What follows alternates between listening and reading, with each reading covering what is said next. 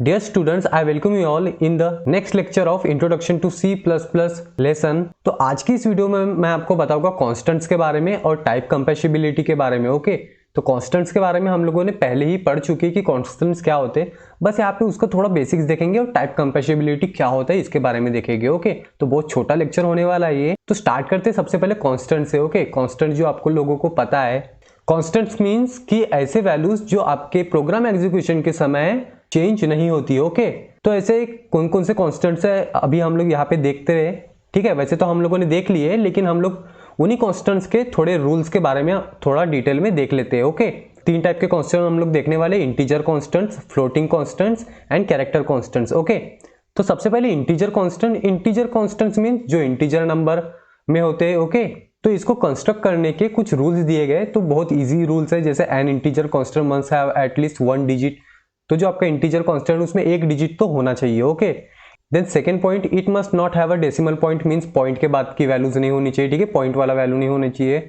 Then उसके बाद third point है, it could be either positive और नेगेटिव। आपका जो नंबर है इंटीजर नंबर, वो एक तो पॉजिटिव होना चाहिए या फिर नेगेटिव होना चाहिए। ठीक है, देन फोर्थ पॉइंट ये बताता है कि अगर उसको साइन हमने असाइन नहीं की है, ठीक है, जैसे हम लोग डेटा टाइप में देते हैं ना साइन अनसाइन, तो अनसाइन है सपोज, तो वो अज्यूम करेगा कि वो पॉजिटिव है। ओके, देन फिफ्थ पॉइंट है, no special character allowed in a integer constant. Means इसका मीनिंग क्या हुआ कि इंटीजर कांस्टेंट में हम लोग कोई स्पेशल कैरेक्टर नहीं दे सकते। ठीक है, जैसे इंटीजर कांस्टेंट अगर रहेगा तो वो नंबर ही रहेगा डिजिट्स में। ओके, देन सिक्स पॉइंट है, the size of an integer is usually the same as the word length of the execution environment of the program. ठीक है, तो आपको ये जो सिक्स पॉइंट है इसमें थोड़ा प्रॉब्लम जाएगा। इसका मीनिंग ये है कि जो इंटीजर का साइज है, ठीक है, वो आपके एग्जीक्यूशन प्रोग्राम के वर्ड लेंथ इतना होगा। ठीक है, वर्ड लेंथ हम लोगों ने पहले ही पढ़ चुके हैं, ये डिपेंड करता है आपके ऑपरेटिंग सिस्टम में। आपका ऑपरेटिंग सिस्टम 16 बिट है, 32 बिट है, 64 बिट है। ओके, तो मैं एग्जाम्पल ले रहा हूँ, जैसे 16 बिट का जैसा ऑपरेटिंग सिस्टम है, ठीक है, उसमें वर्ड लेंथ कितनी है, 16 बिट है, तो उसमें अलाउेबल जो रेंज रहेगी वो कितनी रहेगी, -2⁻15 टू 2⁻15 -1 एक साइन के लिए। ओके, तो इसका डेट इज -32768 टू 32767, इतने नंबर तक हम लोग वहां पे स्टोर कर सकते हैं। ठीक है, तो ये हो गया आपकी इंटीजर कांस्टेंट। देन आपको बताता हूं मैं रियल कांस्टेंट। ठीक है, इसको सॉरी मैंने आप लोगों को फ्लोटिंग कांस्टेंट बोला था, इसको हम लोग रियल कांस्टेंट कहते हैं। ओके, इसको हम लोग फ्लोटिंग पॉइंट कांस्टेंट्स भी कहते हैं। तो real constant are often called as floating point constants. Okay, तो रियल कांस्टेंट्स को ही हम लोग क्या कहते हैं, फ्रैक्शनल नंबर्स कहते हैं। ठीक है, जैसे पॉइंट वाले जो नंबर्स होते हैं उसको हम लोग क्या कहते हैं, fractional numbers. Okay, they could be written in two forms, fractional form and exponential form. ठीक है, तो अभी मैं आपको फ्रैक्शनल फॉर्म और एक्सपोनेंशियल फॉर्म बताता हूं। उसको बताने के पहले मैं आप लोगों को रूल्स बता देता हूँ इसको कंस्ट्रक्ट करने के। ओके, तो जैसे फर्स्ट रूल है, और real constant must have at least one digit. तो देखो आपके जो रियल कांस्टेंट है वहाँ पे डिजिट तो एक होना चाहिए।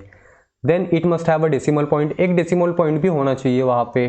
जैसे अगर हमने एक सिंगल नंबर दिए तो 0.0 वहाँ पे होना चाहिए, तो वो रियल कांस्टेंट कहलाएगा। देन थर्ड पॉइंट है, it could be either positive और नेगेटिव, मीन्स पॉजिटिव और नेगेटिव होना चाहिए। और फोर्थ पॉइंट बताता है कि अगर वो अनसाइन उसको हमने किए है तो डिफॉल्ट में क्या रहेगा, उसमें पॉजिटिव रहेगा। ओके, देन है हमारा fifth point, no special symbols are allowed within a real constant. इसका मीनिंग यही हुआ कि हम लोग रियल कांस्टेंट के साथ में कोई भी सिंबल यूज नहीं कर सकते। ओके, तो देखो मैंने कुछ एग्जांपल दिया हूँ, एक्सपोनेंशियल फॉर्म को हम लोग कैसे लिखते हैं। ओके, तो देखो आप लोगों को एक एग्जाम्पल दिख रहा होगा यहाँ पे 5.2, फिर ई दिख रहा होगा, फिर 12 दिख रहा होगा। ठीक है, तो ये एक एक्सपोनेंट फॉर्म है। ठीक है, एक्सपोनेंट फॉर्म, जिसमें से जो ये वाला पार्ट होता है, ई के पहले वाला, इसको हम लोग कहते हैं मैंटिसा पार्ट, और ई के बाद वाला जो होता है उसको हम लोग कहते हैं एक्सपोनेंट पार्ट। ठीक है, इसका मीनिंग क्या हुआ, ये है। ठीक है, तो देखो जैसा कि हम लोगों ने पिछले डेटा टाइप्स में इसके बारे में पढ़े हैं, ई क्या होता है, एक्सपोनेंशियल हम लोग इसको कहते हैं। तो देखो इसका मीनिंग क्या हुआ, 5.2 इंटू 10⁻12। ठीक है, मीन्स ये जो पॉइंट है आपका 12 प्लेसेस से आगे बढ़ जाएगा। ठीक है, मीन्स टोटल आपका जो इंटीजर पार्ट रहेगा, ठीक है, इंटीजर जो नंबर्स रहेंगे टोटल कितने रहेंगे वहां पे, ये एक को, ये तो एक है और ये 12 मिला के हो जाएंगे आपके 13। ठीक है, तो ये हो गया इसका मीनिंग।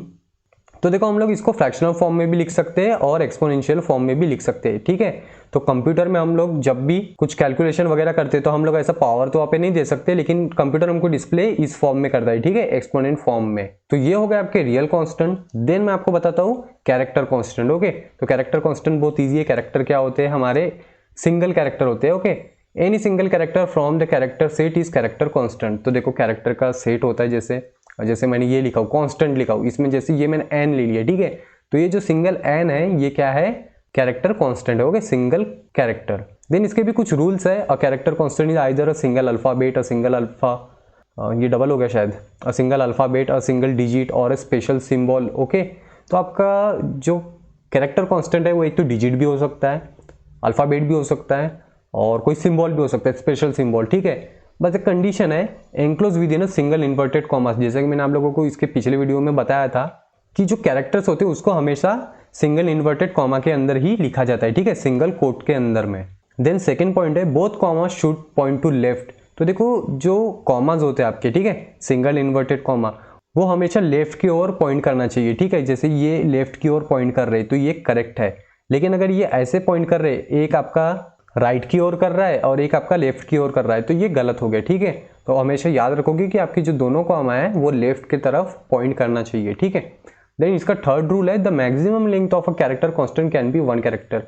तो देखो जो मैक्सिमम लेंथ है कैरेक्टर की, ठीक है, कैरेक्टर कांस्टेंट की, देखो हम लोगों ने पहले ही देखी कि जो सिंगल कैरेक्टर है वही कैरेक्टर कांस्टेंट है, तो ऑब्वियस है कि उसकी जो लेंथ होगी वो एक कैरेक्टर की ही होगी। ओके, देन इस वीडियो का लास्ट टॉपिक देखते हैं हम लोग, टाइप कंपैटिबिलिटी, ठीक है। टाइप कंपैटिबिलिटी बहुत इजी है, ठीक है। जैसे कि एक पॉइंट आपको दिख रहा होगा, compatibility between types determines the similarity of two types to each other. इसका मीनिंग ये हुआ कि हम लोग जो डेटा टाइप्स देते हैं, ठीक है, उसमें सिमिलरिटी जो डिटरमाइन करता है उसको हम लोग कहते हैं टाइप्स कंपैटिबिलिटी, ठीक है।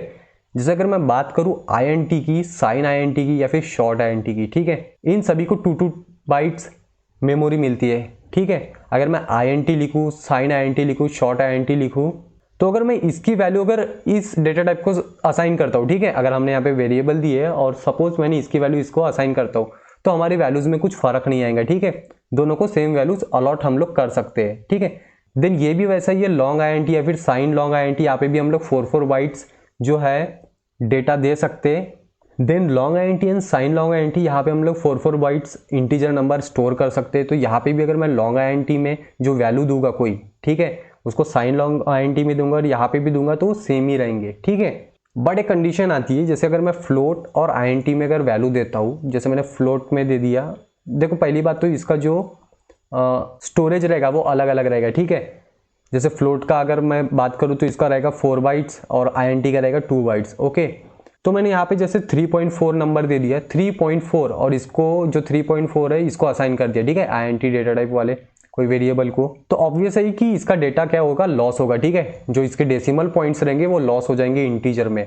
और अगर मैं सपोज इसको लॉन्ग आईएनटी भी कर देता हूँ तो यहाँ पे डेटा लॉस हो जाएगा, ठीक है। तो ये होता है टाइप कंपैटिबिलिटी। तो इसी को हम लोग टाइप कंपैटिबिलिटी कहते हैं, जहाँ पे जो आपके डेटा टाइप्स होते हैं, जो टाइप्स होते हैं, उसमें जो सिमिलरिटीज होती है उसको हम लोग कहते हैं type compatibility. Okay, so I hope आपको ये समझ में आ गया होगा।